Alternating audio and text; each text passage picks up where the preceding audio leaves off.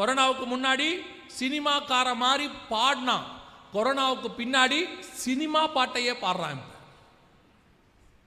கொரோனாவுக்கு முன்னாடி அரசியல்வாதி மாதிரி புல்பிட்டில் நின்னான், இப்போ அரசியல்வாதியாவே ஆயிட்டான்.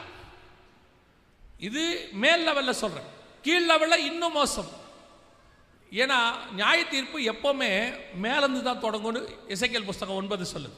இங்கிருந்து ஆரம்பிக்கும். தயவு செய்து கவனித்துக் கொள்ளுங்கள். கர்த்தர் சொன்ன அருவருப்புகளின் காலம் நம் கண்களுக்கு முன்பாக இருக்கு. ஓசியாவின் புஸ்தகம் 9:4 நம் கண்களுக்கு முன்பாக நடந்தது. இதே காலகட்டத்தில் கர்த்தர் சொன்ன, ஓசியாவில் சொன்ன அதே காலகட்டத்தில் நிறைவேற வேண்டிய ஒரு சில தீர்க்க தரிசனங்களும் துல்லியமாய் அதே காலகட்டத்தில் நடந்துச்சு. பொதுவாக நம்ம கொரோனாவில் பிஸியாக இருந்தோம், கொரோனாவை பற்றின நியூஸ் மட்டுமே கேட்டுக்கிட்டு இருந்தோம்.